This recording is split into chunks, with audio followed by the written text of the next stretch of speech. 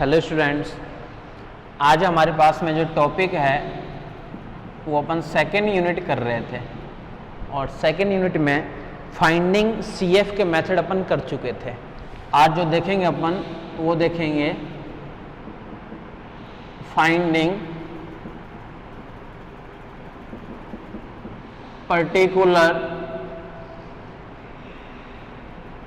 Integration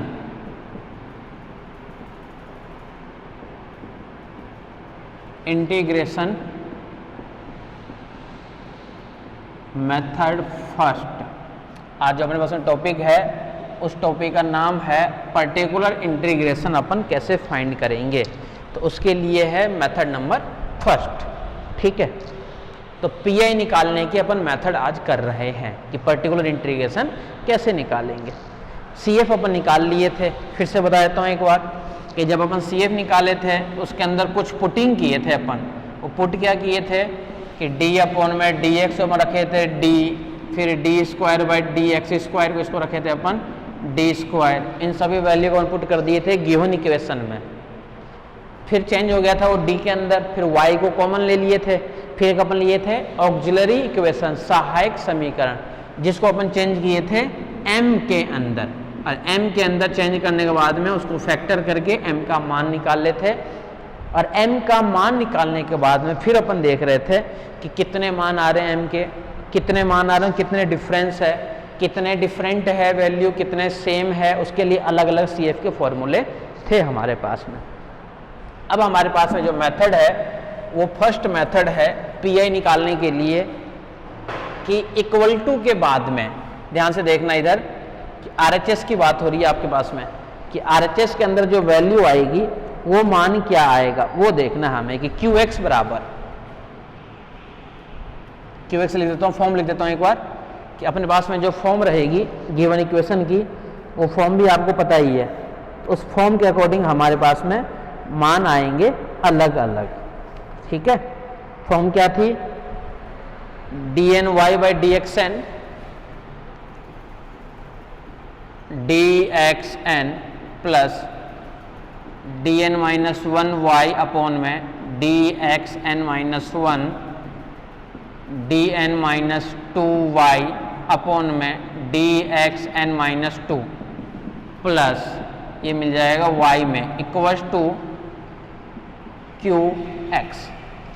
सबके साथ में एक कांस्टेंट मानोगे तो सबके साथ में एक कांस्टेंट मान लो। कांस्टेंट किस फॉर्मेट में मान रहे हो, तो कांस्टेंट मान लिया कि यहाँ पे तो है P0, यहाँ पे है P1, यहाँ पे है P2 डॉट डॉट डॉट, ये मिल जाएगा Pn। ठीक है, तो ये वैल्यू अपने पास में थी दी हुई। हमेशा LHS वाले का निकलता है CF और RHS वाले का निकलता है P of I, particular integration, जिसको हिंदी में बोलते हैं पूरक समाकलन। तो इफ मेथड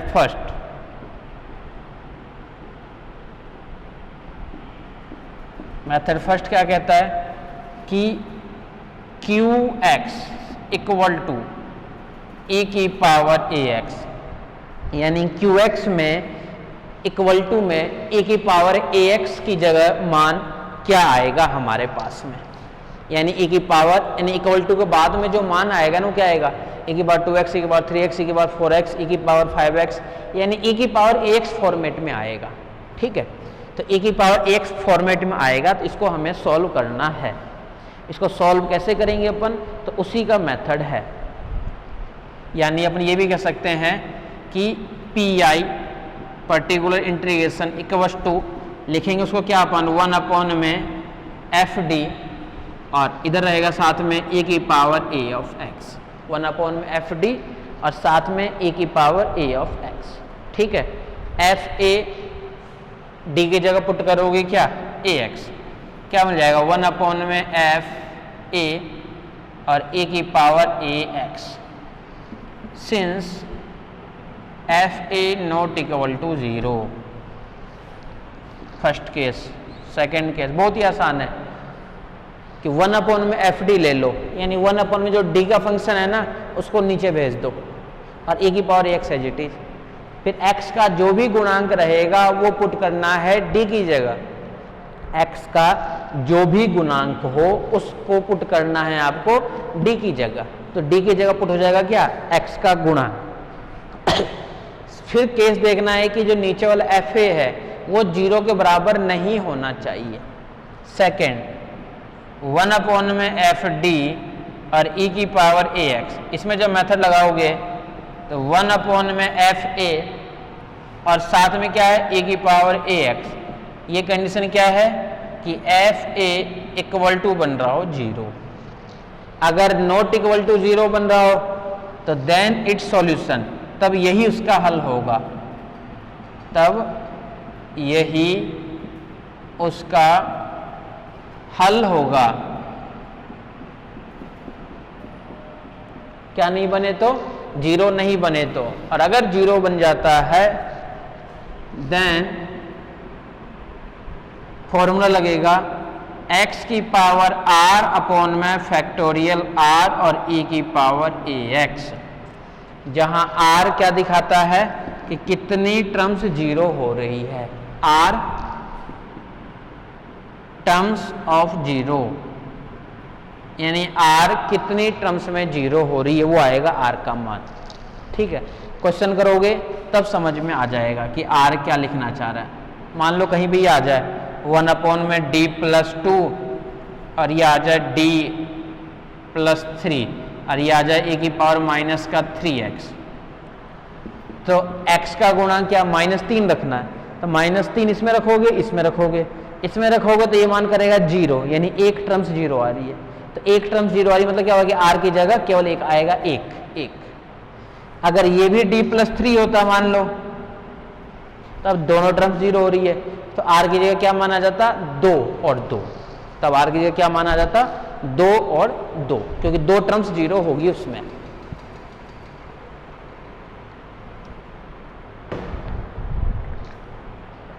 ठीक है, ये केवल एक मेथड है। अतः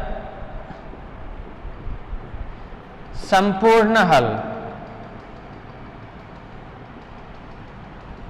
कंप्लीट सॉल्यूशन, कंप्लीट सॉल्यूशन, संपूर्ण हल क्या बनेगा, y बराबर सी एफ प्लस का p ऑफ i, ये मिलेगा आपस में क्या, कंप्लीट सॉल्यूशन। इसके लिए फॉर्मूला क्या बनेगा, y बराबर सी एफ प्लस का पी आई, y क्या बनेगा, सी एफ प्लस का पी आई। सी एफ तो जैसे निकालते थे वैसे ही निकालना है, पी आई निकालने के लिए 2 केस देखना है। ये पहले मेथड के 2 केस है कि x का जो गुणांक रहेगा, ये मेथड केवल और केवल e की पावर ax के लिए ही लगाना है, बाकी और किसी के लिए नहीं लगाना है। अगर इक्वल टू के बाद में यानी qx में e की पावर ax, e की पावर 2x, e की पावर 3x, कोई कांस्टेंट दे दे 3 e की पावर 3x, 4 e की पावर 9x, e की पावर 9/2x, कुछ भी दे दे, तो हर कंडीशन में क्या होगा, आपको यही मेथड लगाना है। ठीक है, क्लियर है, सारे के सारे क्वेश्चन सेम होंगे। मेथड पता करो कि इक्वल टू के बाद में क्या आ रहा है। अगर इक्वल टू के बाद में e की पावर ax है तो e की पावर ax का मेथड लगेगा, तो e की पावर ax का मेथड लगाना पड़ेगा। ठीक है,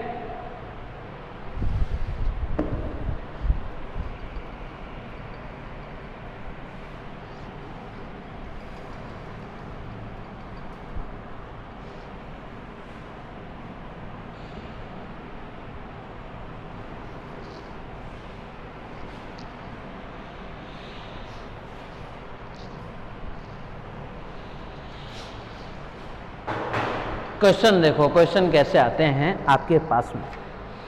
ठीक है, सॉल्व 3d2y अपॉन में dx स्क्वायर,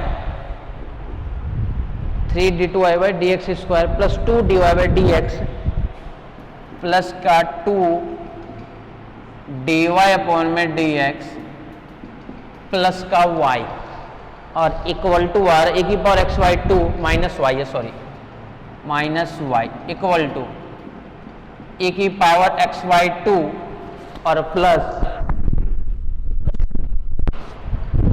2e3x 2e3x ये क्वेश्चन दे दिया आपके सामने। तो पहला मेथड देख रहे हैं अपन, इसलिए पहले मेथड में क्या होगा, इक्वल टू के बाद में आपको देखना है कि e की पावर ax का केस लग रहा है क्या, यानी e की पावर ax मतलब e की पावर x/2 आ गया, e की पावर 3x आ गया। तो ये पहला मेथड लग रहा है e की पावर ax का मेथड इसके अंदर। ठीक है, सॉल्यूशन हल में ध्यान रखना, हल में क्या लिखोगे, सबसे पहले अपन निकाल लेंगे CF का मान। ध्यान से देखना है question. Firstly we find complementary function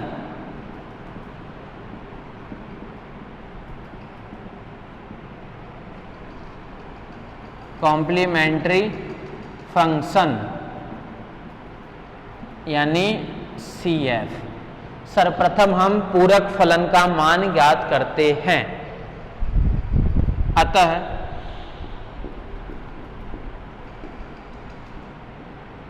put d upon में dx बराबर capital D, d square upon में dx स्क्वायर बराबर कैपिटल D स्क्वायर, बस दो ही है।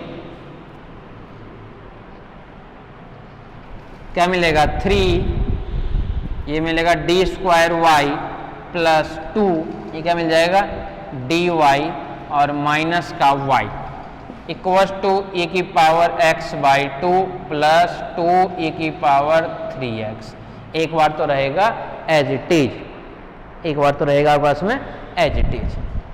y को कॉमन लोगे तो क्या मिलेगा 3d स्क्वायर प्लस का 2d माइनस का 1 y इक्वल्स टू e की पावर x/2 प्लस 2e की power 3x। Late auxiliary equation सहायक समीकरण लेने पर, यानी क्या मिलेगा 3m square plus 2m minus 1 equal to 0। अब इक्वल टू के बाद में चाहे कुछ भी हो, CF निकालोगे तो आपको हमेशा 0 ही लेना है। इक्वल टू के बाद में कुछ भी हो आपको हमेशा 0 ही लेना है। क्या मिलेगा इसका फैक्टर 3m माइनस 1 और m प्लस 1 बराबर 0, गुना कर लो ये आएगा। ठीक है, अतः m बराबर एक तो मिलेगा 1/3 और एक मिलेगा माइनस का 1। दोनों के दोनों जो वैल्यू है वो है आपके पास में डिफरेंट, दोनों के दोनों मान जो है वो है आपके पास में डिफरेंट। तो CF बराबर फॉर्मूला दोनों अलग अलग है, C1 e की power m1x 1/3x plus C2 e की पावर m2x यानी माइनस का x। इसका नाम डाल दिया 1 नंबर। ठीक है, तो CF निकालना तो आप लोग देख रखे हो कि CF कैसे निकालते हैं।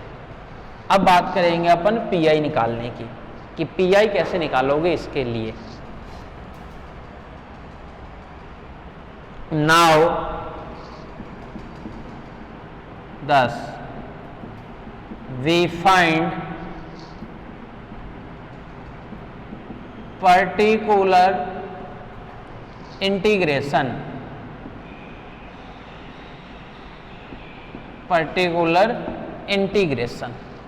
PI। अब इसको ध्यान से देखना, फॉर्मेट क्या कहता है कि सबसे पहले 1 में FD और e की पावर ax रहेगा एज इट इज, यानी PI इक्वल्स टू 1 में। अब ध्यान रखना जो FD की टर्म्स लोगे ना उसमें से y को नहीं लेना, क्यों, देखो केवल FD है। तो FD के टर्म्स देखो यहाँ से है आपके पास में, ये क्या है 3d स्क्वायर प्लस का 2d, 3d स्क्वायर प्लस का 2d और माइनस का 1, ये तो हो गया FD। e की पावर ax में क्या है, e की पावर x/2, अलग अलग कर देता हूं, तो e की पावर x/2 प्लस फिर से 1 में वही चीज 3d स्क्वायर प्लस 2d और माइनस का 1, और ये क्या है 2e की पावर 3x, 2e की पावर 3x। दोनों वैल्यू उठा के अपन इसके अंदर पुट कर दी है। ये ठीक है क्या? फिर से देख लेना। CF निकालोगे, जब PI पे जाओगे तो PI क्या कहता है कि 1 अपॉन में FD, केवल D की टर्म्स लेनी है आपको, ठीक है, 1 अपॉन में FD, और फिर जो है वो एज इट इज रहेगा।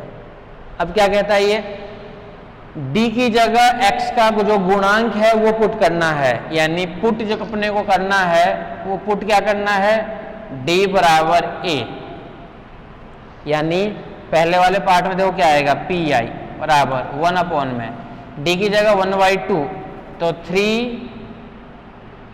स्क्वायर है तो 1/2 का स्क्वायर, प्लस 2 D की जगह 1 अपॉन में 2 और माइनस का 1, ठीक है।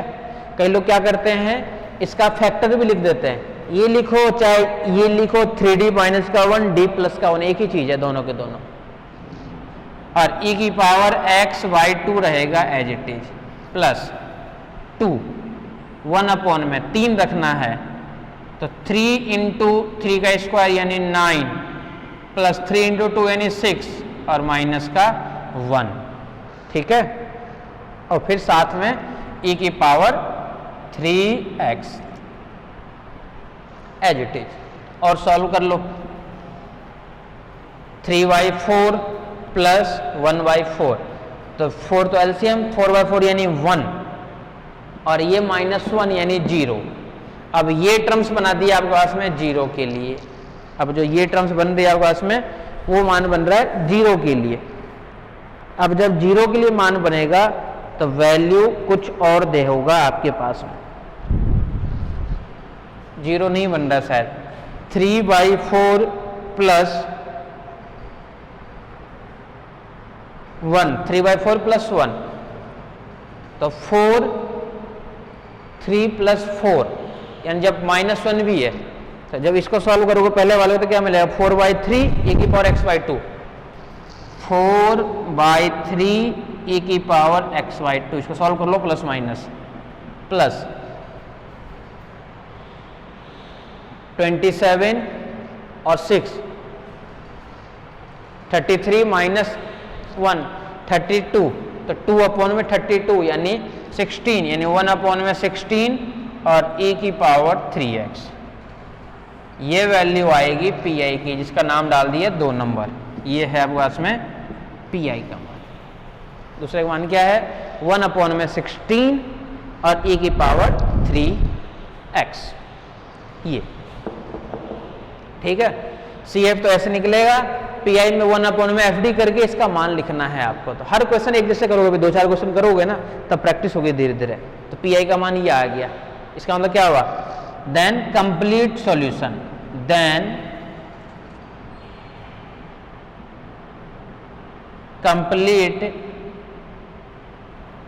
सॉल्यूशन इज, क्या मिलेगा, y बराबर CF प्लस PI, ये होता है कंप्लीट सॉल्यूशन, ये लिखना मत भूलना। तो y बराबर CF तो क्या निकाले थे अपन, C1 e की पावर 1/3x यानी x/3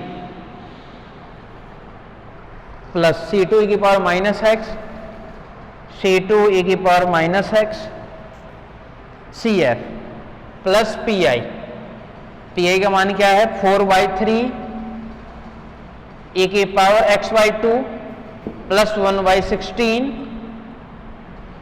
e की पावर 3x, ये मान अपने पास में आया है y का मान। इस टाइप से क्वेश्चन अपने को सॉल्व करना है।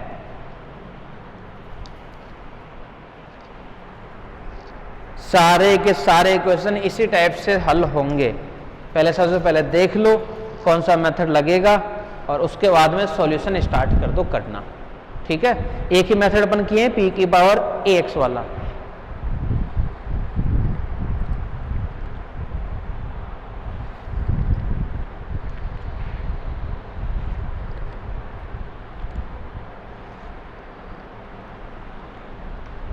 आ जाओ नेक्स्ट क्वेश्चन पे।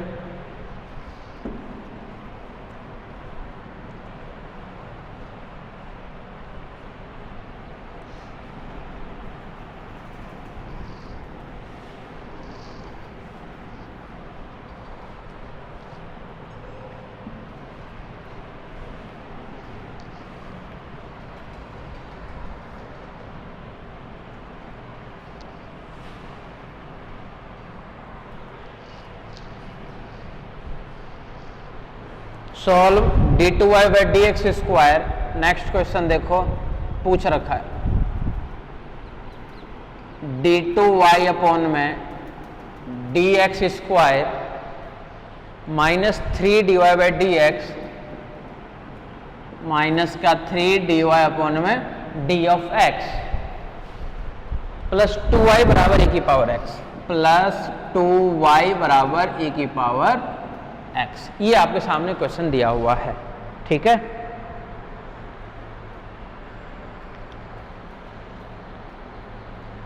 इसको हल करना है आपको।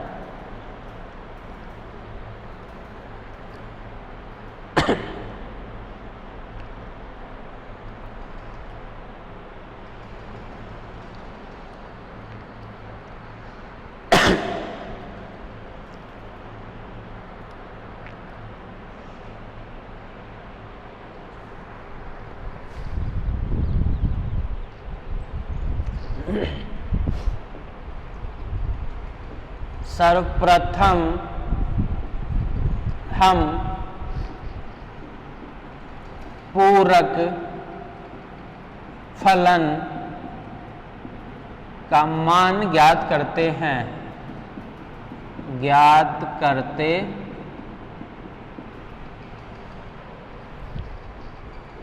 पुट d अपॉन में dx बराबर कैपिटल D और d² में dx² बराबर कैपिटल D²। तो ये मिल जाएगा d², y को कॉमन भी ले लेता हूँ साथ में, माइनस का 3d और प्लस का 2y बराबर क्या मिलेगा e की पावर x, ठीक है। सहायक समीकरण लेने पर, सहायक समीकरण लेने पर, जब सहायक समीकरण लोगे तो ऑक्सिलरी इक्वेशन लोगे, यानी इसको चेंज करोगे m में, तो क्या मिल जाएगा ये m² माइनस 3m प्लस का 2 इक्वल टू बताया था कि CF जब निकालोगे इक्वल टू के बाद में चाहे कुछ भी हो आपको हमेशा 0 ही लेना है, चाहे कुछ भी हो हमें हमेशा 0 ही लेना है, ठीक है। जब इसको सॉल्व करोगे तो m की वैल्यूज निकलेगी, क्या क्या निकलेगा m-1 और m-2 बराबर 0, यानी m बराबर 1 और 2, देन CF बराबर C1 e की पावर m1x C2 e की पावर 2x। ये निकल गया CF का मान, इसका नाम डाल दिए 1 नंबर। PI का मान निकालेंगे अब हम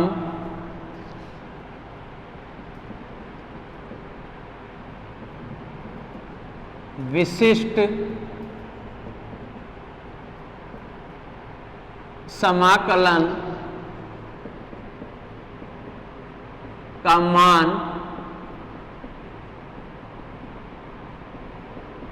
ज्ञात करते हैं, ठीक है। विशिष्ट समाकलन का मान ज्ञात करते हैं। ये वैल्यू किसके लिए है? विशिष्ट समाकलन के लिए है। जब विशिष्ट समाकलन के लिए वैल्यू निकालोगे तो PI का मान निकालोगे, तो P of I equal to 1 upon में FD यानी 1 अपॉन में D² माइनस 3D और प्लस का 2 और e की power x as it is. तो d बराबर क्या पुट करना है? पुट d बराबर 1, d बराबर x का जो गुणांक होता है वो पुट करना होता है d की जगह। 1 जैसे पुट करते 1 का स्क्वायर 1 माइनस का 3 प्लस का 2 और e की पावर x। तो नीचे वाला जो पार्ट है वो बन रहा है 0, ठीक है। तो अब जब नीचे वाला पार्ट 0 बनेगा, अब ध्यान से देखना, नीचे वाला पार्ट बन रहा है आपका इसमें 0। इट मीन्स लिख सकते हैं यहां से कि जो FA वाला पार्ट है वो बन रहा है 0। देन अब ध्यान से देखना, 0 नहीं बनेगा तब तो डायरेक्ट वही सॉल्यूशन हो जाएगा। अगर नीचे वाला पार्ट 0 बनता है, जैसे देखो 1 + 2 यानी 3 - का 3 कट जाएगा, यानी 0 बन गया। अगर नीचे 0 बनता है उस केस में क्या करना है आपको कि जो डी वाली टर्म्स थी आपके पास में उसका फैक्टर करके वो मान लिखना है आपको, और गुणनखंड तो पहले करके रखोगे ही रखोगे। तो d² - का 3d + का 2 का जो गुणनखंड आएगा वो क्या मिलेगा, d - 1 और d - 2, यही होगा कि इसका गुणनखंड d² - का 3d + 2 का। यहाँ पे कर रखे हो ना, ये कर रखे हो m के लिए, d में करोगे तो d - 1 d - 2 कहाँ दिक्कत आ रही है। अब e की पावर x जो है वो रहेगा एज इट इज। अब x का गुणांक 1 पुट करो तो ये तो बन रहा है 0, लेकिन ये सॉल्व हो रहा है, ये क्या सॉल्व हो रहा है, -1, और यहाँ पे मिल रहा है d - 1 और e की पावर x। अब जब इसके अंदर रखोगे वैल्यू तो माइनस तो रहने तो बाहर एज इट इज। अब इसके लिए फॉर्मूला क्या कहता है कि x की पावर r अपॉन में फैक्टोरियल r, और जो दिया हुआ ये एज इट इज रहेगा, यानी -x। r क्या कहता है कि कितनी टर्म्स 0 हो रही है आपके पास में, r क्या कहता है कितनी टर्म्स 0 हो रही है आपके पास में। तो यहाँ पे कितनी टर्म्स 0 हो रही है, एक टर्म्स हो रही है केवल, यानी x की जगह 1, अपॉन में भी 1 कोई मतलब नहीं है, और a की पावर x यानी -x e की पावर x। ये वैल्यू किसके लिए है, pi के लिए। ये समझ गए क्या। जब 0 बनेगा तो जो सॉल्व हो रहा है उसको तो सॉल्व कर दो, जैसे एक पार्ट सॉल्व हो रहा था उसको अपन सॉल्व कर दिए, और जो सॉल्व नहीं हो रहा है उसके अंदर अपन वैल्यू पुट कर दिए। जो सॉल्व जिसके कारण 0 हो रहा था उसके लिए फॉर्मूला लगा दिए। फॉर्मूला क्या है, फिर से एक बार बोल देता हूँ, x की पावर r अपॉन में फैक्टोरियल r और e की पावर ax। ये कब है, जब नीचे वाला मान बनता है आपके पास में 0, उस कंडीशन में है ये वाला फॉर्मूला, x की पावर r अपॉन में फैक्टोरियल r और e की पावर ax रहेगा एज इट इज। ठीक है,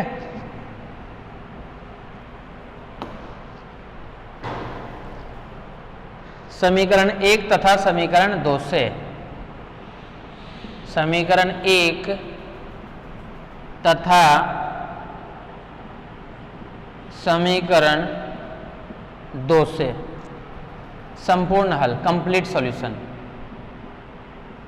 संपूर्ण हल y बराबर CF प्लस का PI इक्वल्स टू, CF क्या है, C1 e की पावर x, C1 e की power x plus C2 e की power 2x plus PI x e की पावर x। ये है y का मान आपके सामने, क्लियर है।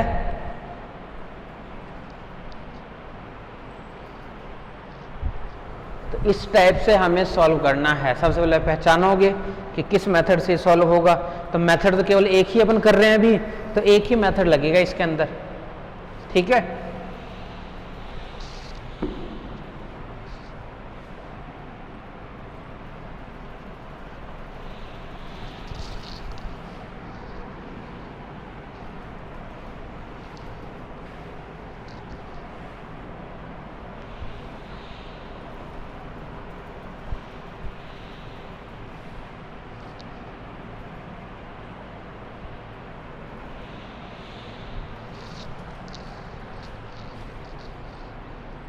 सॉल्व करना है। क्वेश्चन देखो क्या है, next question, D4 minus M4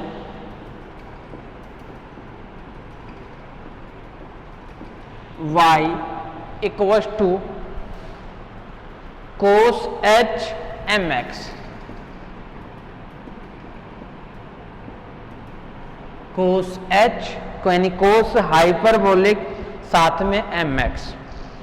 अब कंफ्यूजन यहीं पे बन जाता है कि ये यहाँ पे कोस आ गया, तो कई लोग क्या करते हैं कि कोस का मेथड लगा देते हैं, हालांकि पीआई का जो फर्स्ट मेथड है ना वो तो है e की पावर एक्स के लिए, और अगला मेथड यही है कि अगर साइन ax आ जाए और कोस ax आ जाए तो क्या करोगे, और थर्ड कहता है x की पावर n के लिए। ठीक है, तो कई लोग तो क्या सोचते हैं कि कोस h mx मतलब ये वाला मेथड लग रहा है, लेकिन ये वाला मेथड नहीं लग रहा है। हाइपरबोलिक को अपन e की पावर ax में भी लिख सकते हैं, हाइपरबोलिक को अपन e की पावर ax वाले फॉर्मेट में भी लिख सकते हैं। क्लियर है चीज? क्या मिलेगा? e की पावर mx प्लस e की पावर माइनस mx बाई 2, ये तो जानते हो ना, cos h m x बराबर e की पावर mx प्लस e की पावर माइनस mx और अपॉन में 2, ये तो होता ही है कोस हाइपरबोलिक x का फॉर्मूला। बोलोगे अगर साइन आ जाता तो, और साइन आता तो बीच में माइनस लगा देते, अगर साइन आता तो बीच में अपन माइनस लगा देते, बस इतना ही चेंज करते। तो ये फॉर्मूला भी अपन जानते हैं, ठीक है।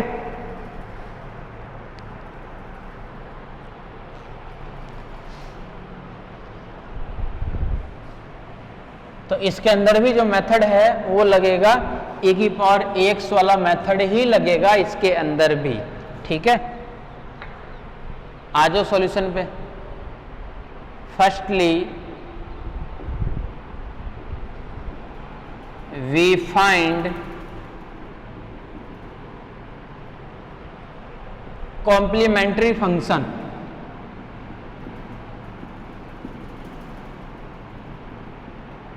Complementary function. सबसे पहले अपन पूरक फलन का मान ज्ञात करते हैं, ये पुट वगैरह सब छोड़ देता हूं, अब थोड़ा सा शॉर्टकट बढ़ाता हूं आगे। डी बाई डी एक्स तो दिया हुआ है, सहायक समीकरण लेने पर डायरेक्ट लिख दूं, ऑक्सिलरी इक्वेशन क्या मिलेगा? m4 माइनस का m4 इक्वल टू 0। जब इसको सॉल्व करेंगे अपन क्या मिलेगा? ये a स्क्वायर माइनस का b स्क्वायर यानी a प्लस b और a माइनस b बराबर 0। तो इसको तो रहने दो, m स्क्वायर प्लस का m square, a square minus का b square, a plus b और a माइनस b, ठीक है। तो m के यहां से 4 मान आएंगे, m के यहां से 4 मान आएंगे। तो एक तो m बराबर क्या आएगा? प्लस माइनस आयोटा m, और एक और क्या आएगा? माइनस m और साथ में प्लस m। ये 4 वैल्यू आएगी क्या? माइनस m और साथ में प्लस m, ये 4 मान आ गए हमारे पास में। अतः CF बराबर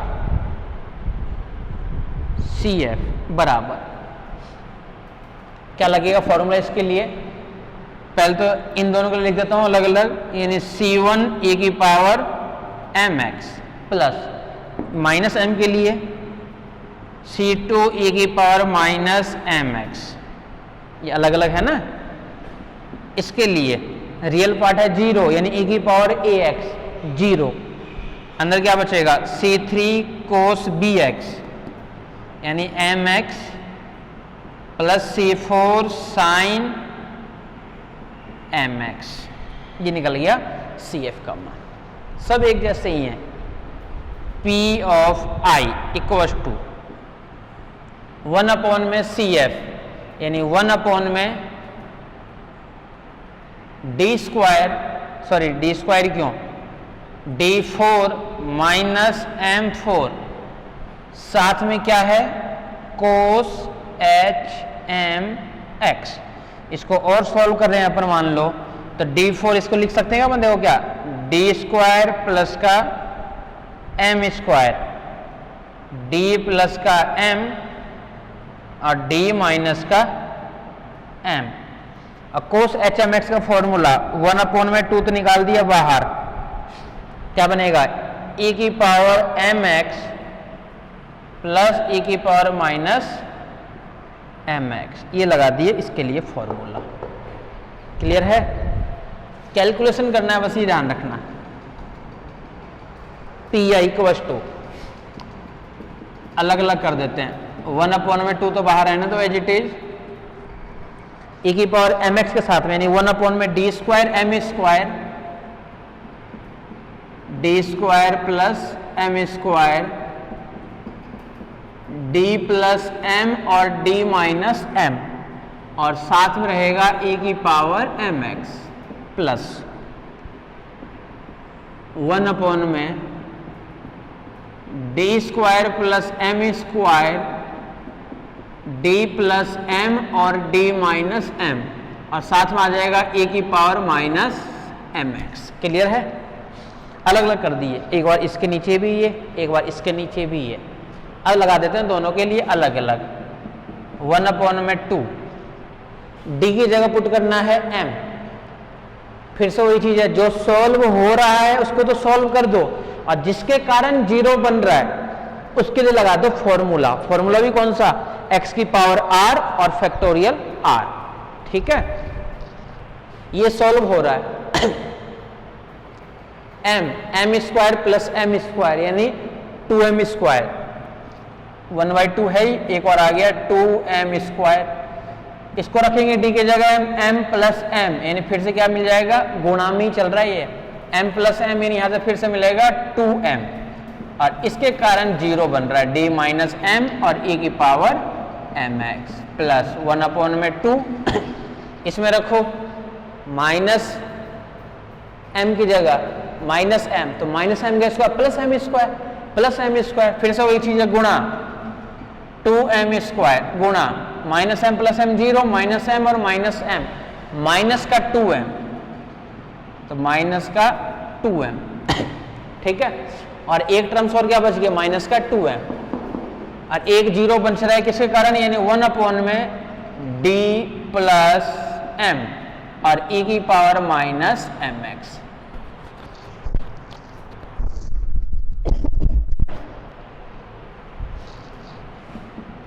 वन अपॉन में 8m³, इसके लिए फॉर्मूला x की पावर r कितने गुणांक को जीरो कर रहा है? एक गुणांक को, यानी x की power r upon factorial r, यानी केवल x ही रहेगा x, और e की पावर एम एक्स। क्लियर है? 1 अपॉन में माइनस का 8m³ m स्क्वायर और m मिल जाएगा क्या? m³, इसके कारण जीरो, फिर से एक टर्म जीरो, यानी x और e की पावर माइनस एम एक्स। ये वैल्यू किसके लिए है? पी आई के लिए। कुछ कॉमन लोगे तो फिर से कॉमन ले लो, 1 अपॉन में 8m³ और साथ में x, e की power m x minus e की पावर माइनस एम एक्स। ये वैल्यू बन गई किसके लिए? दूसरे वाले पार्ट के लिए। ठीक है, फिर से अपन इसको लिख सकते हैं, देखो x अपॉन में 4m³ और 2 को भेज दी इसके नीचे, और इसके नीचे 2 आते क्या बन जाएगा? sin h mx। ये किसके लिए मान बन गया? p of i। समझ गए कितना आसान कर दिया अपन? जो पार्ट जीरो हो रहा है उसके कारण तो जीरो मान रख दिए, और जो सॉल्व हो रहा है उसको तो सॉल्व कर दो, और जो सॉल्व नहीं हो रहा है जिसके कारण जीरो बन रहा है उस वाले वैल्यू को एज इट इज लिख दो आप लोग वहां पे। ठीक है, सिलेबस कंप्लीट करके जाना है।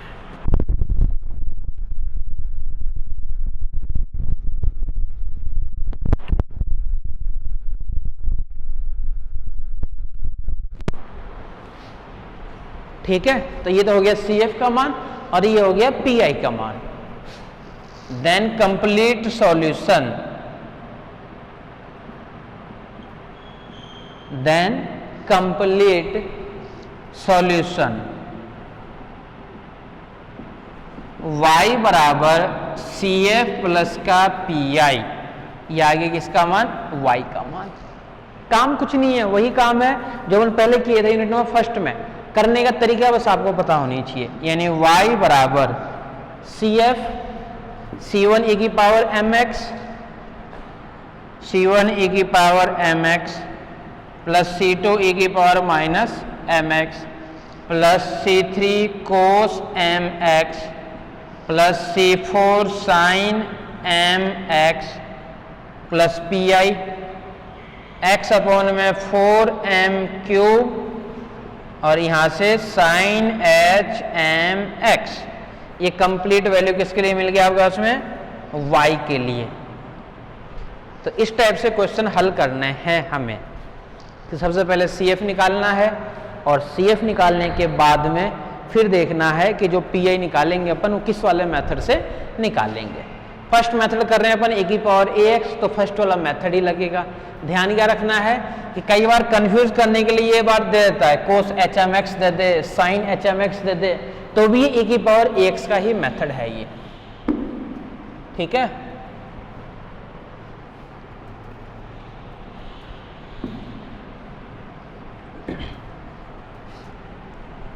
आ जाओ नेक्स्ट क्वेश्चन पे आ जाओ।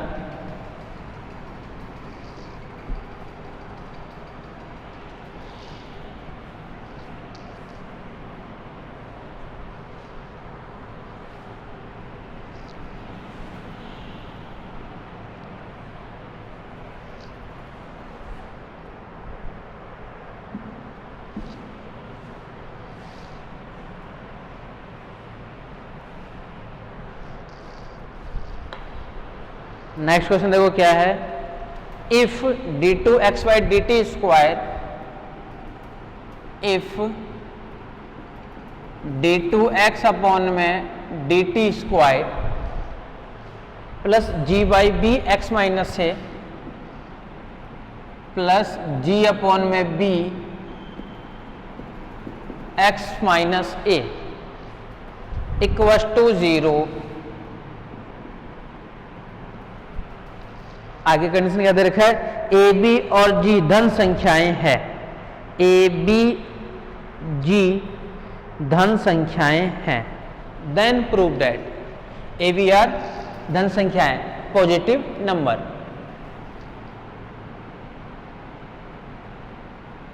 जी बी लिख देता हूं, जी बी धन संख्याएं हैं, then prove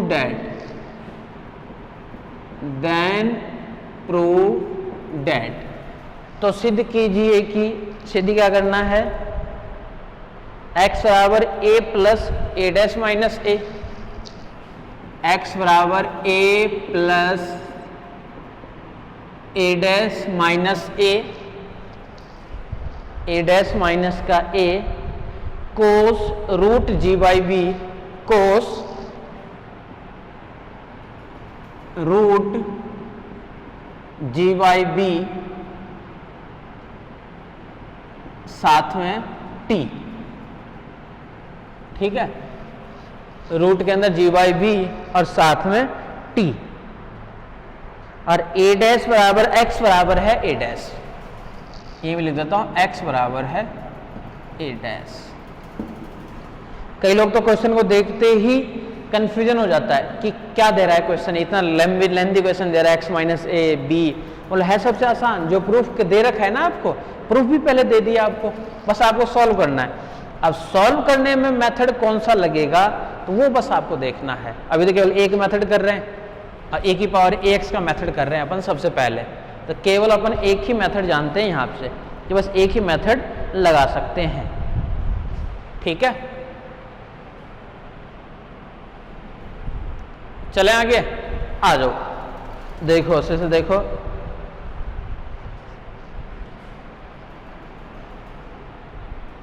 given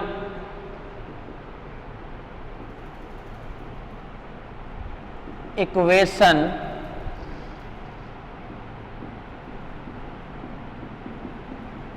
can be written as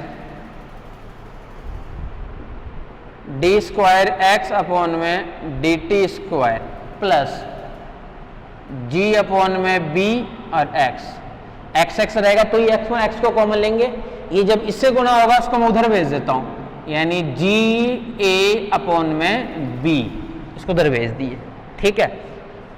अब अपन निकाल लेते हैं इसके लिए सी एफ। अब बोलोगे पी आई में e की पावर एक्स का तो मेथड है ही नहीं, तो अपन इसके साथ में ये नहीं लिख सकते क्या e की पावर 0x, कहाँ दिक्कत आ रही है, लिख सकते हैं ना, x की जगह यहाँ पे t में है तो 0t, तो इसकी वैल्यू तो 1 ही होती है ना, इसके लिए मेथड का इसको बाहर निकाल देंगे, डी की जगह पुट कर देंगे 0, कोई दिक्कत नहीं इसके अंदर। तो जब कुछ अगर कांस्टेंट मान दिया हुआ हो आपके सामने, यानी इक्वल टू के बाद में कुछ कांस्टेंट मान दे, तो आपको क्या करना है, साथ में लगा दो e की पावर 0x, इसका मान भी एक ही होता है। ठीक है, देखो solution. Firstly we find complementary function CF, it means कर दो put it d² plus g/b, x तो कॉमन आ जाएगा, बराबर GA/b, ऑक्सिलरी इक्वेशन।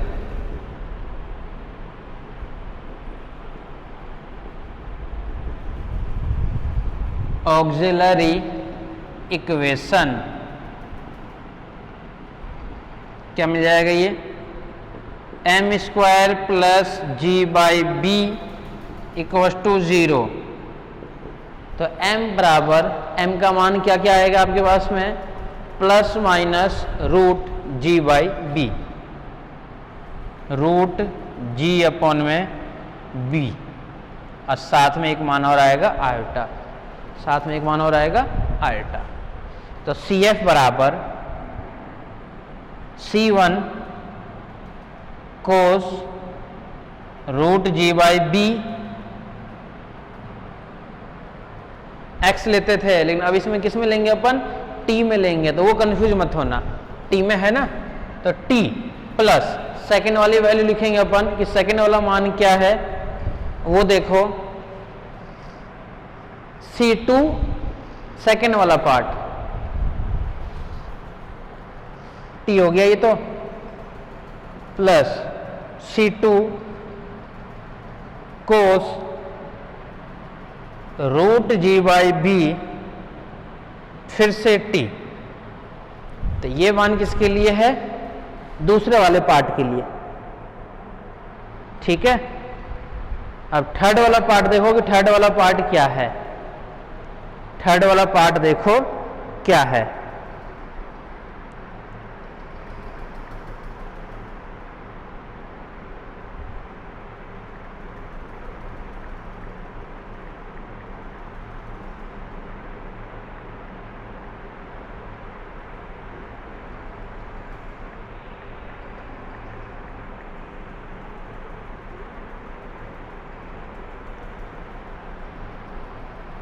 ठीक है। अब आ जाओ पीआई पे, अब ध्यान से देखना, सीएफ तो निकाल दिए, चलो कैलकुलेशन बहुत ज़्यादा है इसके अंदर, तो वो जरूर ध्यान रखना जब सीएफ का मान निकालेंगे तब। ठीक है, अब पीआई वाले पे आ जाओ कि पीआई कैसे निकालोगे। तो सीएफ तो आपके पास में क्या है 10, we find particular integration that means p of i equals to, निकाल लो p of i का मान pi। अब ध्यान से देखना pi का मान क्या निकलेगा। जब pi का मान निकालोगे तो pi बराबर क्या मिलता है, फॉर्मूला आपके पास में 1 में fd, यानी 1 में fd यानी d स्क्वायर प्लस g/b।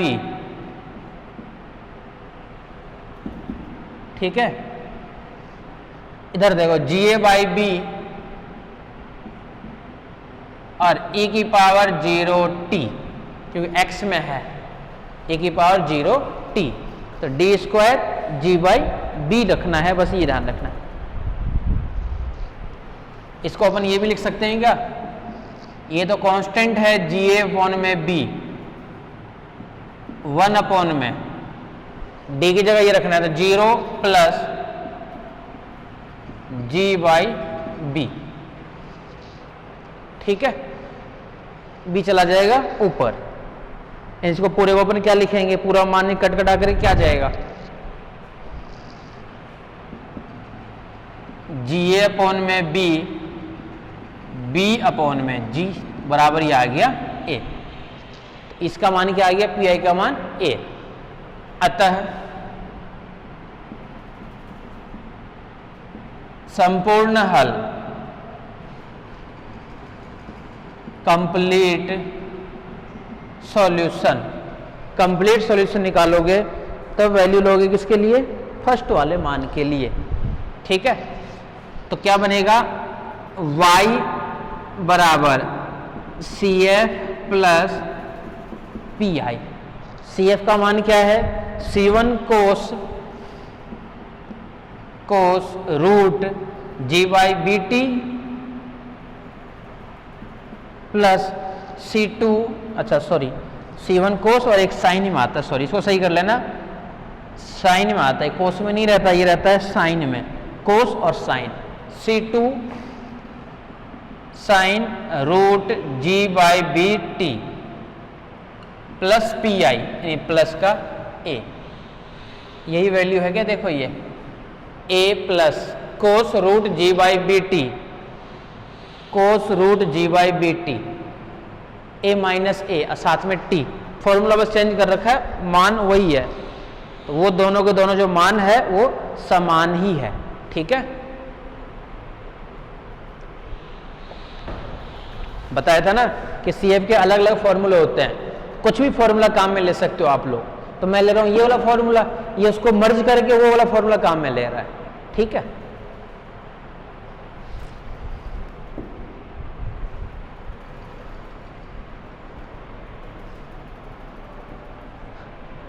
आ जाओ नेक्स्ट क्वेश्चन पे।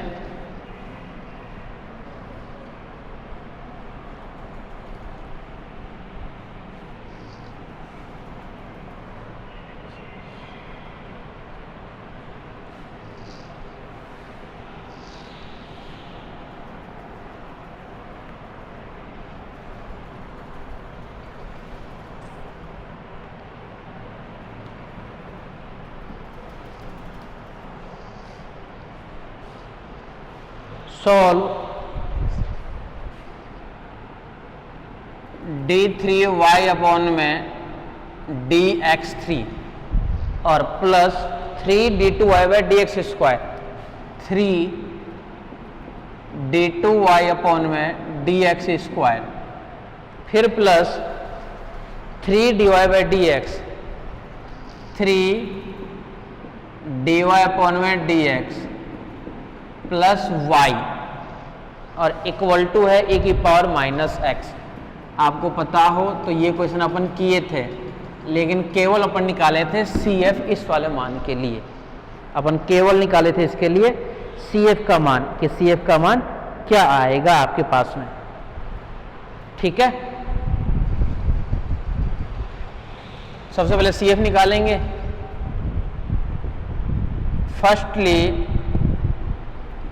we find complementary function,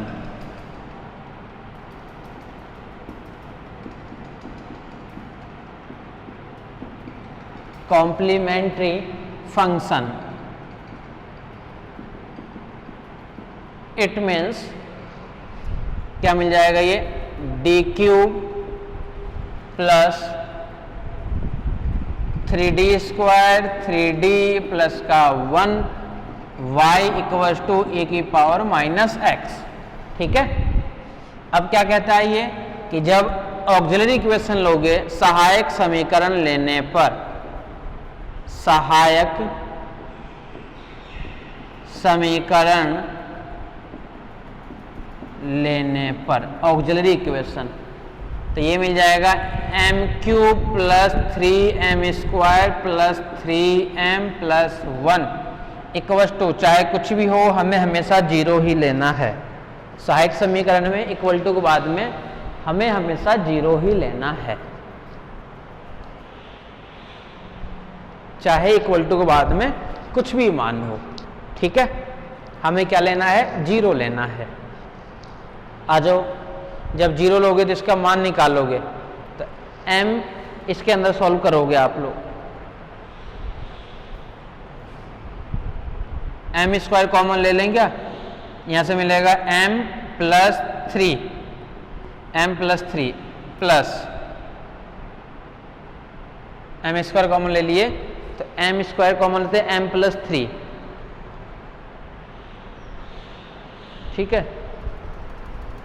या एक मान रख ही लेते हैं कि किस में 0 आ रहा है ये, तो m की जगह -1 रखेंगे तो शायद 0 आ रहा है, -1 भी 0 आ रहा है।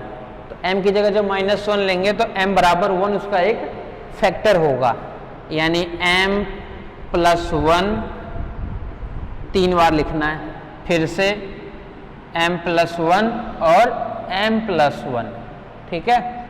m स्क्वायर से गुणा, ये मिल जाएगा m cube plus m square लाना है 3m स्क्वायर, प्लस का 2m स्क्वायर प्लस का 2m प्लस का 2m लाना है 3m, तो प्लस का m और प्लस का 1 बराबर 0। तो एक तो आ गया m + 1 और एक आ गया m स्क्वायर प्लस का 2m प्लस का 1 बराबर 0। तो m की जगह -1 और ये भी m + 1 का होल स्क्वायर है, यानी -1 और -1। तो 3 वैल्यू है और तीनों के तीनों कैसे है, समान है आपके पास में, ठीक है।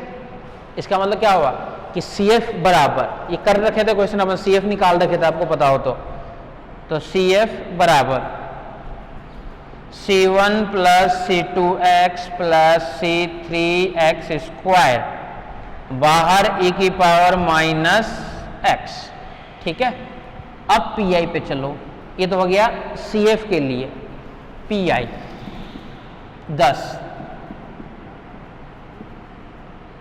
we find particular integration particular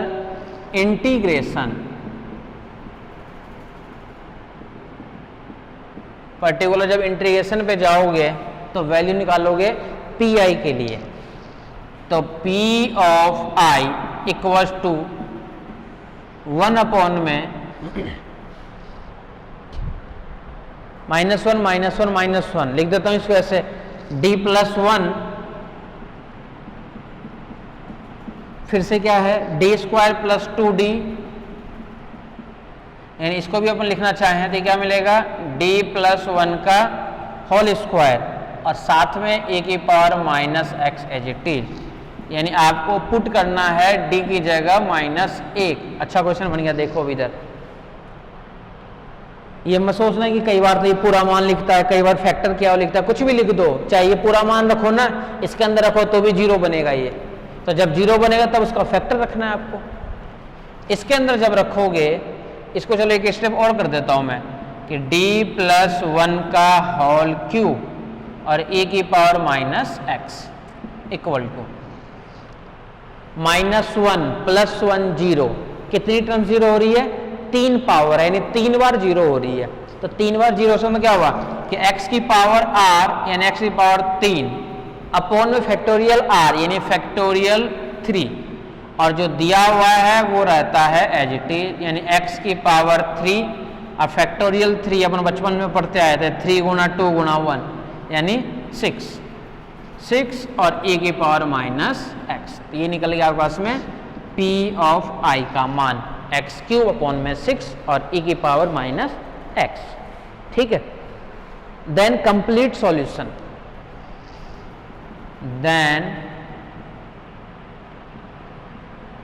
complete solution is y बराबर CF + PI। तो y बराबर CF का मान ये पूरा एज इट इज, यानी C1 + C2x plus C3x square और e⁻⁻x प्लस PI का मान क्या है यहाँ से, यानी x³ अपॉन में 6 और e⁻⁻x। तो ये मान हमारे पास में है y के लिए।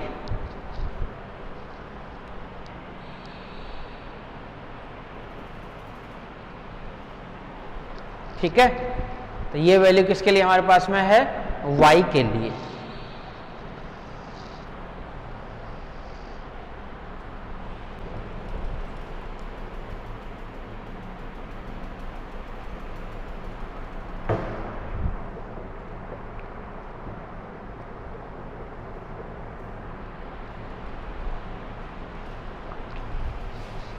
चलें आगे, आ जाओ नेक्स्ट क्वेश्चन पे।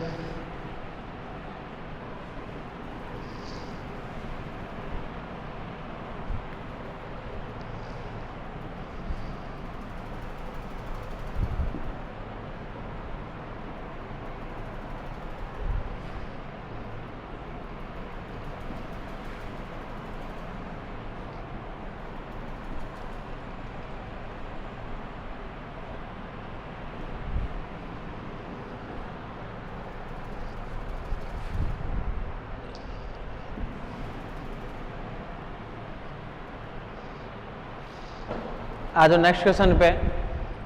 सॉल्व, अच्छा क्वेश्चन है और इम्पोर्टेंट है, पूछ रखा है इसको। d2y अपॉन में dx square, d3y by dx3, sorry d3y upon में dx3 माइनस y बराबर कोस hx, कोस hx, ये वैल्यू है आपके पास में, ठीक है। इसको सॉल्व करना है। CF निकालेंगे सबसे पहले, तो CF के लिए तो फॉर्मूला लग ही जाएगा आपके पास में, ठीक है। जब CF के लिए फॉर्मूला लगाओगे, स्क्वायर ही यही है,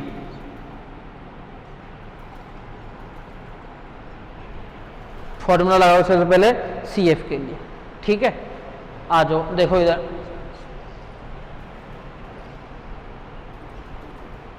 firstly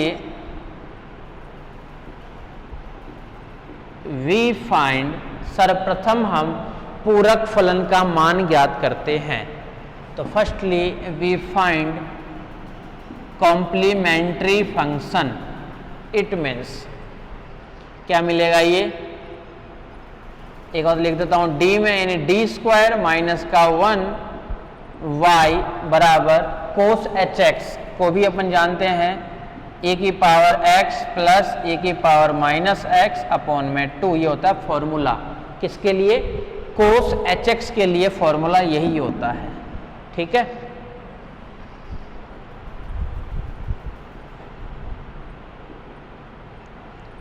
auxiliary equation,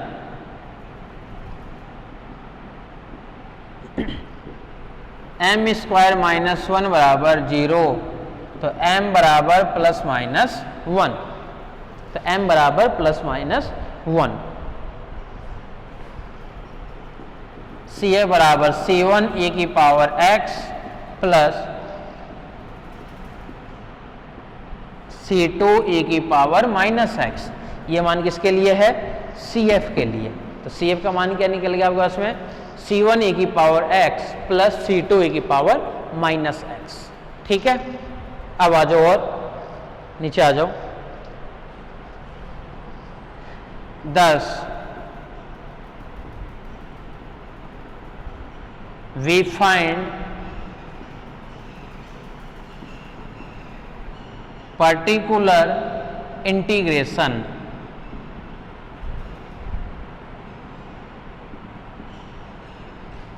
P of I equals to 1 upon में डी स्क्वायर माइनस का 1, ठीक है। इसका मतलब क्या हुआ? अब फिर से e की पावर x प्लस e की पावर माइनस x अपॉन में 2, P of I equals to 1 upon में 2 तो बाहर रहने दो, 1 अपॉन में ए स्क्वायर माइनस का b square, a plus b और ए माइनस बी और ए की पावर एक्स प्लस 1 अपॉन में डी प्लस 1 और डी माइनस 1 और ए की पावर माइनस एक्स, दोनों को लगा दिया अपन फॉर्मूला। किस किस के लिए? ए स्क्वायर माइनस का b square, a plus b और ए माइनस बी। अब पुट कर दो इसके अंदर, 1 अपॉन में 2, 1 रखोगे तो एक टर्म 0, ये सॉल्व हो जाएगा, फिर से गुना 2 और इसके लिए फॉर्मूला क्या बन जाएगा? x e की पावर x प्लस 1 गुना 2 माइनस 1 -1 -2 और x a की पावर -x। ये फॉर्मूला होता है, कितनी टर्म्स जीरो हो रही है उसके लिए फॉर्मूला बार बार बोल रहा हूं मैं, ध्यान रखना, x की पावर r अपॉन में फैक्टोरियल r, और जो दिया रहता है वो रहता है एज इट इज। ये होता है पी आई निकालने का फॉर्मूला जब जीरो बन जाए। r दिखाता है कितनी टर्म्स जीरो हो रही है, यहाँ पे भी एक टर्म्स है जीरो, यहाँ पे भी एक टर्म्स है जीरो, इसलिए r की जगह एक एक कर दिए, इसलिए वो हट गया अपने आप ही। इसको अपन क्या लिखेंगे, 1 अपॉन में 4x e की पावर x माइनस 1 अपॉन में 4x e की पावर -x। ये वैल्यू है आपका इसमें पी आई के लिए, ठीक है।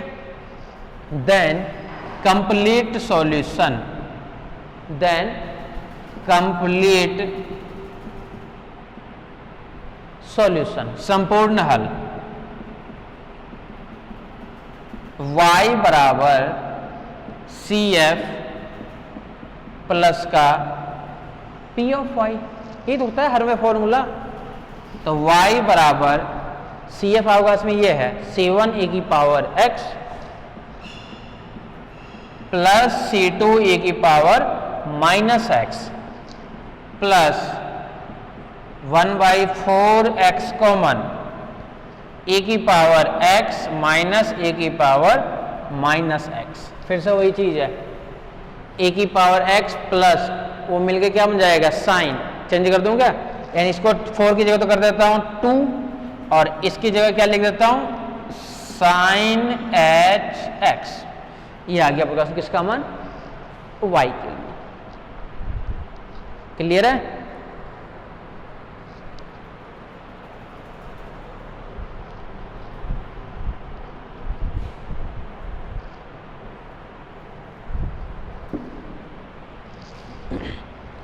तो इस टाइप से क्वेश्चन करने होते हैं। सबसे पहले पहचानो, अब फिर उसके लिए लगा दो फॉर्मेट। सब में एक ही फॉर्मेट लगेगा, किसी में भी चेंज नहीं है। पहचानो और सीधा सीधा उसको सॉल्व करो, सब में एक ही फॉर्मेट है, ध्यान रखना, ठीक है। बहुत अच्छा क्वेश्चन है। अब जो करा रहा हूं,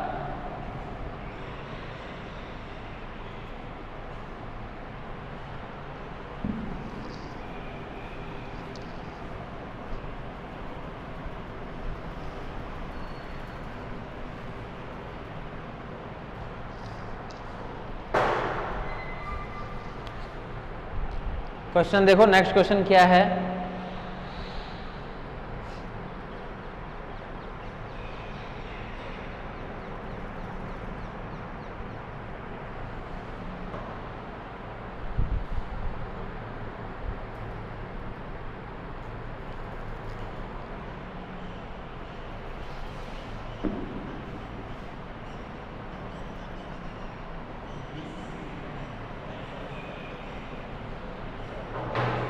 आ जाओ नेक्स्ट क्वेश्चन पे। क्वेश्चन क्या है, सॉल्व करना है। और देखो क्वेश्चन क्या है, d2y अपॉन में dx² प्लस का 4y बराबर 0, ठीक है। या फिर ये क्यों करते हो, पहले ये वाला देख लो, इससे पहले एक दूसरा क्वेश्चन देख लो जो अपने को सॉल्व करना है। देखो क्या सॉल्व करना है, d5y, ये कर लेते हैं पहले एक बार, d5y अपॉन में dx5, ठीक है, माइनस m² d3 में m² d3y अपॉन में dx3, ठीक है। और क्या है, एक वस्तु है e की पावर ax, एक वस्तु है e की पावर ax। ये है आपके सामने क्वेश्चन, इसको आपको सॉल्व करना है, ठीक है। अब इसको सॉल्व करने के लिए आपको मेथड देखना पड़ेगा सबसे पहले कि किस मेथड से ये सॉल्व होगा। तो बोला मेथड तो भी केवल अपन एक ही जानते हैं, केवल e की पावर ax, तो e की पावर ax का ही मेथड लगेगा। इन्हें अपन क्या लिखेंगे, फर्स्टली वी फाइंड CF, सर्वप्रथम हम पूरक फलन का मान ज्ञात करते हैं। सर्वप्रथम हम पूरक फलन का मान ज्ञात करते हैं, अर्थात ये क्या बन जाएगा, d3 minus m square d3, ये 5 है, और d3y बाई dx3 के बाद में कोई भी टर्म्स नहीं थी आपके पास में, y दोनों में से कॉमन है ही, और इक्वल टू है e की पावर ax। सहायक समीकरण लेने पर, सहायक समीकरण लेने पर ऑक्सिलरी इक्वेशन अपन नोट करेंगे। तो ऑक्सिलरी इक्वेशन मतलब क्या हो गया, इसको अपन चेंज करेंगे m के अंदर, तो ये मिलेगा m5, कैपिटल ले लो, m5 माइनस एम स्क्वायर और एम क्यूब बराबर 0, कॉमन ले लोगे इसमें से एम क्यूब, तो ये बचेगा m square minus m square बराबर 0, यानी m के जो मान आए वो एक तो 0 0 0, और यहाँ से बोलो माइनस एम स्क्वायर वाले, यहाँ से क्या निकालोगे, बोले यहाँ से क्या निकलेगा प्लस माइनस एम, तो यहाँ से क्या निकलेगा प्लस माइनस एम। ये चीज़ क्लियर है क्या। 5 में इक्वेशन थी, कंफ्यूज करने, देखो क्या दे रखा था 5 में, और हो कितना आसान है, देखो 3 तो आ गया 0 0, तो और ज़्यादा आसान हो गया, ये दिया हुआ था 5 में और हो गया ये 3 के लिए, ठीक है। देन कॉम्प्लीमेंट्री फंक्शन, कि कॉम्प्लीमेंट्री फंक्शन का मान क्या आएगा। तो कॉम्प्लीमेंट्री फंक्शन का मान निकालने के लिए अपन क्या करेंगे, लगाएंगे फॉर्मूला, 3 वैल्यू है सेम, यानी c1 plus c2x plus c3x square, और e की पावर mx यानी 0x वाला 1 कर देगा, क्यों लिख रहे हो बार बार, ये प्लस माइनस यानी अलग अलग है, यानी c4 e की power mx plus c5 e की पावर माइनस mx, ये निकल गया आपको इसमें cf का मान। बहुत ही आसान काम है, बस आपको फॉर्मेट पता होनी चाहिए। अब हम now we find particular integration, particular integration का मान क्या आएगा, ठीक है। यानी p i equals to 1 upon में सी एफ, यानी 1 अपॉन में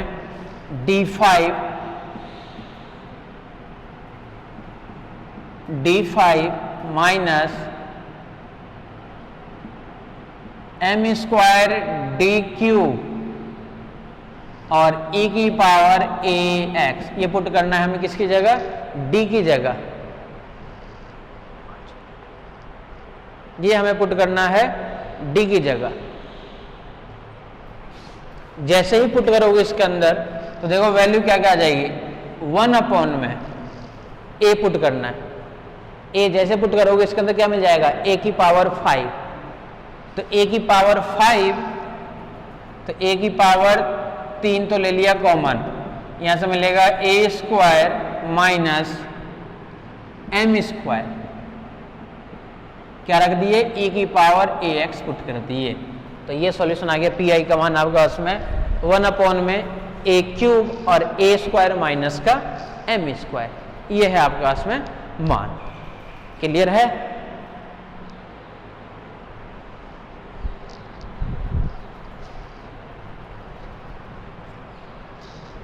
ठीक है यहां तक। Then complete solution, then complete solution, y बराबर सी एफ प्लस का p ऑफ y, y बराबर सी एफ प्लस का पी आई, y बराबर CF का मान ये है, यानी C1 प्लस C2x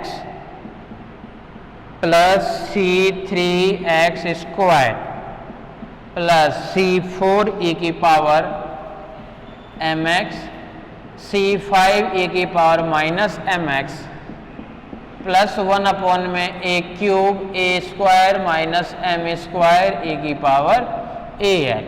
ये है आपके पास में संपूर्ण हल, देख लो ध्यान से। तो कंप्लीट सॉल्यूशन जो मिलेगा वो वहीं से मिलेगा मान आपके पास में, ठीक है। यानी CF प्लस का PI, CF प्लस का PI, दोनों को जोड़ दिए बस, दोनों को जोड़ दिए बस। तो जोड़ते ही अपने पास में क्या मिल गया, सॉल्यूशन मिल चुका है, ठीक है।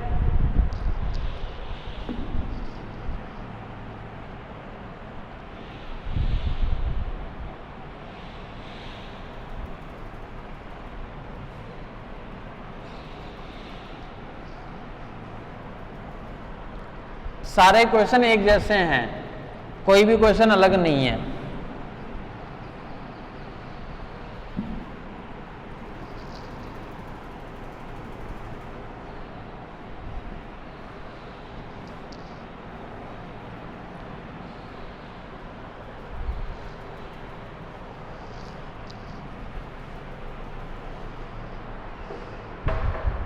आ जाओ नेक्स्ट क्वेश्चन पे।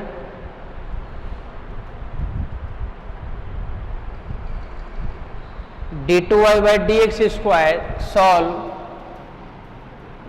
ये सारे मैं अनसोल्व करा रहा हूँ, ठीक है। अनसोल्व में 17-18 क्वेश्चन है, तो अनसोल्व में से कोशिश रहेगी जैसे 18 क्वेश्चन में से 15 क्वेश्चन मैं करा दूँ, ठीक है। तो सारे क्वेश्चन मैं ही करा रहा हूँ, बस आप लोगों को इन्हीं को करना है बार बार में। Solve d2y by D x square minus 5dy by D x dy upon में d of x, 5dy upon में d of x 6y e की पावर 3x, ठीक है। तो सबसे पहले मान निकालेंगे कॉम्प्लीमेंट्री फंक्शन का, यानी CF के लिए। अब फिर जाएंगे अपन PI के लिए। तो सबसे पहले अपन निकालेंगे CF का मान क्या आएगा। सर्वप्रथम हम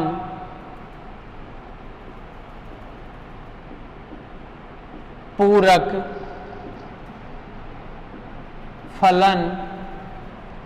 फलन का मान ज्ञात करते हैं। पूरक फलन का मान ज्ञात करते हैं। CF बराबर ये मिलेगा d square minus 5d plus का 6 और y इक्वल टू e की पावर 3x, ठीक है। सहायक समीकरण लेने पर, सहायक समीकरण ऑक्सिलरी इक्वेशन, सहायक समीकरण लेने पर ऑक्सिलरी इक्वेशन अपने को लेना है। तो ऑक्सिलरी इक्वेशन लोगे तो ये तो बन जाएगा m स्क्वायर माइनस का 5m और प्लस का 6 बराबर 0। सब में एक ही फॉर्मेट है, किसी में अलग नहीं है, ठीक है। इसका मतलब क्या होगा, यहाँ से मिलेगा m माइनस 2 और m माइनस 3 बराबर 0। तो m के जो मान आएंगे वो क्या क्या आएगा, एक तो आएगा 2, एक आएगा 3। दोनों मूल लिख सकते हो, लिखना चाहो तो दोनों मूल डिफरेंट है,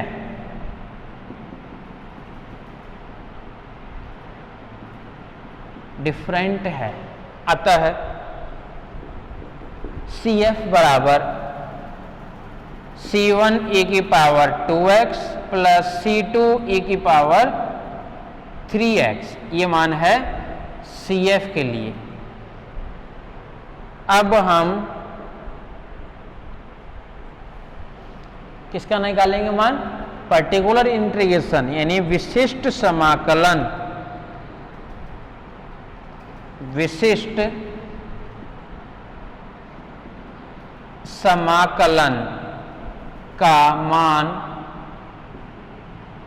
ज्ञात करते हैं, ज्ञात करते हैं। P of I equals to 1 upon में एफ डी, यानी 1 अपॉन में एफ डी मतलब क्या हो गया, d माइनस 2 और d माइनस 3, d माइनस 2 और d माइनस 3 और e की पावर 3x, 3 रखते ही तो हो गया 0, ये 3 माइनस 2 और ये d माइनस 3 e की पावर 3x, यानी 1 अपॉन में ये 0 यानी x e की पावर 3x, ये मान निकल गया PI के लिए। सारे क्वेश्चन एक जैसे, कोई भी अलग नहीं है। देन कंप्लीट सॉल्यूशन y बराबर CF प्लस का PI, कंप्लीट सॉल्यूशन y बराबर CF प्लस PI, तो y बराबर CF, तो CF का मान क्या है, C1 e की पावर 2x e की पावर 2x e की पावर 3x x e की पावर 3x, ये मिला हमारे पास में y का मान। ठीक है, इस टाइप से क्वेश्चन करने होते हैं।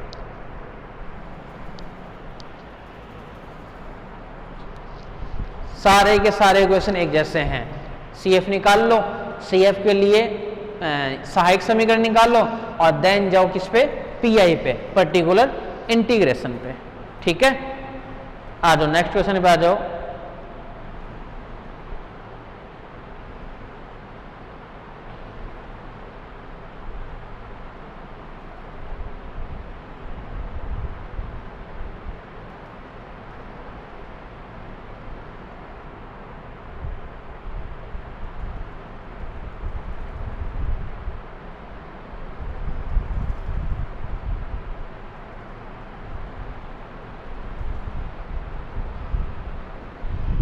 Solve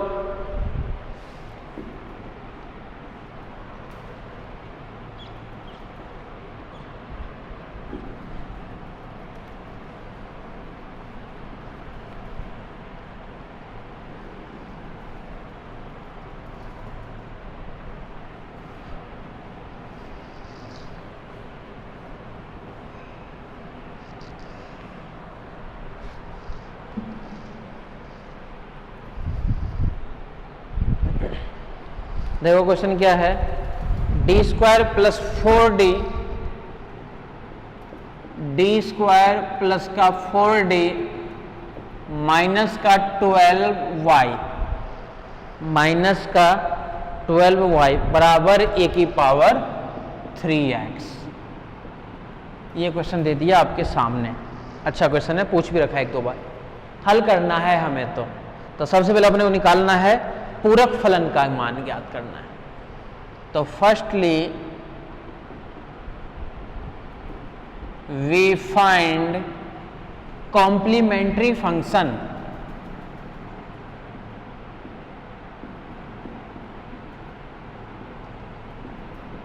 complementary function, it means CF। सहायक समीकरण लेने पर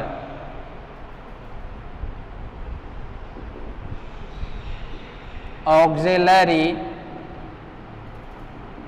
इक्वेशन, सहायक समीकरण, सहायक समीकरण। ठीक है, क्या मिलेगा ये आपको इसमें, एम स्क्वायर 4m माइनस का 12 बराबर 0। चाहे कुछ भी हो, इक्वल टू के बाद में हमेशा क्या लेना है, 0 ही लेना है। यानी m माइनस 2 और m प्लस 6 बराबर 0, ये होगा इसका फैक्टर। देख लो आराम से, कोई जल्दबाजी नहीं है। दो फैक्टर होनी चाहिए, एक तो होगा इसके लिए क्या, -2 सॉरी 2 के लिए और एक 6 के लिए, 6 और 2 12, घटाओगे 6 में से 2 तो 4, गुणा करोगे तो 12, 6 - 2, घटाओगे या जोड़ोगे तो क्या मिलेगा, -4 सॉरी प्लस का 4, यही लाना है आपको।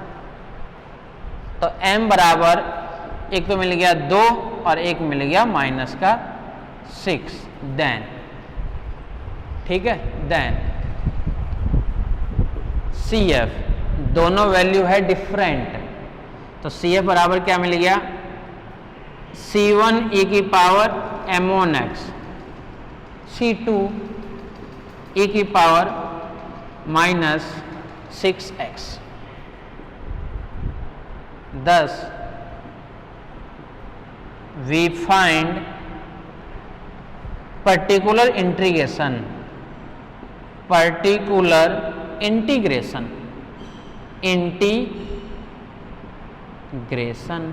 अब हम विशिष्ट समाकलन का मान ज्ञात करते हैं, अब हम विशिष्ट समाकलन का मान ज्ञात करते हैं। P of I equals to 1 में FD, यानी 1 में D-2 और D+6 और साथ में e की power 3x as it is, 3 रखोगे 3 - 2 यानी 1, 3 + 6 यानी 9, यानी 1 में 9 e की पावर 3x, ठीक है। देन कंप्लीट सॉल्यूशन y बराबर CF प्लस का PI, तो CF क्या निकला था अपने लिए, C1 e की पावर 2x, C1 e की power 2x plus C2 e की पावर -6x प्लस 1 में 9 e की पावर 3x। ये वैल्यू किसके लिए है, y के लिए है, ये मान अपने पास में, ठीक है। तो CF प्लस का PI वाले फॉर्मूले से।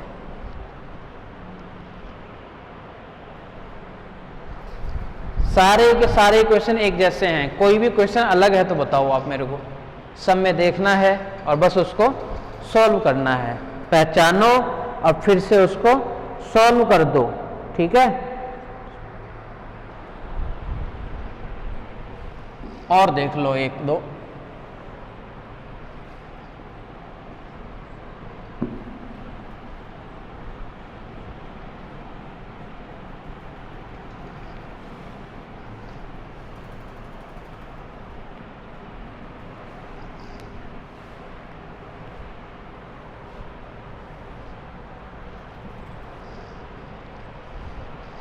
देखो क्वेश्चन क्या है, सॉल्व 4d² प्लस का 4d माइनस का 3y माइनस का 3y इक्वल्स टू है e की पावर 3x, y e की पावर 3x। क्लियर है।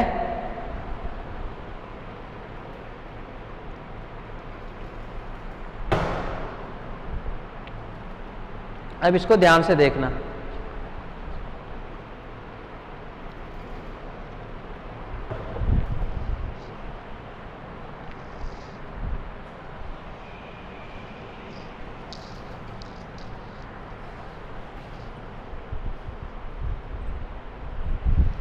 सबसे पहले अपन किसका मान निकालेंगे, CF का मान, यानी कॉम्प्लीमेंट्री फंक्शन का मान, कि वो मान क्या आएगा।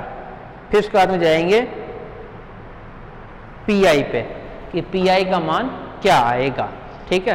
तो सबसे पहले अपन जा रहे हैं CF वाले मान पे, कि CF का मान क्या है।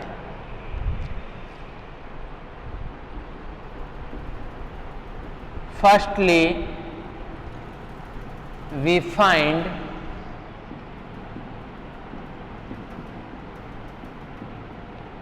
कॉम्प्लीमेंट्री फंक्शन,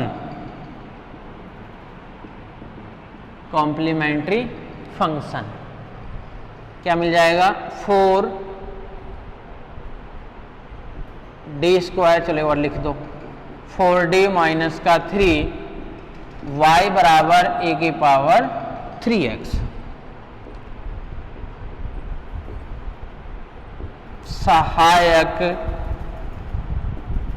समीकरण लेने पर, ऑक्सिलरी इक्वेशन तो लेना ही पड़ेगा।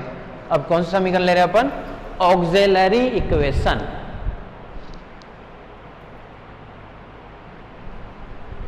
ठीक है, अब ऑक्सिलरी इक्वेशन जब लोगे तो इसका मतलब क्या हुआ कि ये चेंज हो जाएगा किसमें? 4m स्क्वायर प्लस का 4m माइनस का 3 बराबर 0। इक्वल टू के बाद में चाहे कुछ भी हो, हमें हमेशा 0 ही लेना है, फैक्टर करना है। अच्छा, इसको मैं ऐसे लिख सकता हूँ, देखो ध्यान से देखना, 4m स्क्वायर प्लस का 4m, इसको मैं लिखना चाह रहा हूँ माइनस का 2m और प्लस का 6m प्लस का 4m माइनस का 3 बराबर 0। 12 फैक्टर देख लो तो भी सही है, मैं तो 4m को लिख दिया ऐसे, क्या फर्क पड़ता है? स्टार्टिंग के दो में से कॉमन ले लिया 2m, ये क्या मिल गया आपके पास में? 2m लेते ही 2m फिर से मिल गया और ये मिल गया माइनस का 1। यहाँ पे ले लेता हूँ कॉमन प्लस का 3, ये भी मिल गया 2m और माइनस का 1 बराबर 0। यानी फिर से आ गया कॉमन 2m माइनस 1 और यहाँ से 2m प्लस का 3 बराबर 0। तो m बराबर एक तो मिल गया 1/2, एक मिल गया माइनस 3/2। अतः c ऑफ f बराबर, दोनों है मूल अलग अलग, दोनों मूल भिन्न भिन्न है, भिन्न भिन्न है। c1 e की power 1/2x plus c2 e की पावर माइनस 3/2x। ठीक है, सारे क्वेश्चन एक जैसे हैं, कोई भी क्वेश्चन अलग नहीं है, सब में वही तरीका है, पहचानो और फिर सॉल्व करो। ठीक है, पीआई पे आ जाओ। Particular integration 10, we find particular integration pi 1 में cf, यानी 1 में 2d माइनस 1 और 2d प्लस का 3 और e की पावर 3x। ठीक है, रख दो मान 1 में x का गुणांक 3, तो 6 माइनस 1 यानी यहाँ से तो मिल गया 5 गुणा 3 रखना है, 6 प्लस 3 यानी मिल गया 9 और फिर से a की पावर 3x। 1 में 45 और e की पावर 3x। 1 में 45 e की पावर 3x, ये वैल्यू है किसके लिए? p ऑफ i के लिए। देन कंप्लीट सॉल्यूशन y बराबर सी एफ प्लस पी। सब में एक ही काम तो कर रहे हैं, बस गुणनखंड करना आना चाहिए, फैक्टर करना आना चाहिए। अगर ये करना नहीं आता है तो फिर सॉल्यूशन तक नहीं पहुंच पाओगे। तो y बराबर सी एफ, c1 e की power 1/2x plus c2 e की पावर माइनस 3/2x प्लस 1 में 45 e की पावर 3x। ये वैल्यू किसके लिए आ गई? y के लिए। ठीक है,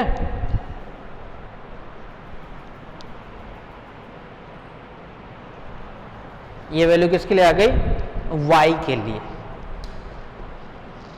तो इस टाइप से हमें क्वेश्चन को सॉल्व करना है, y का मान निकालना है और y का मान निकालने के बाद में CF निकाल लो और फिर से PI निकाल लो। ठीक है,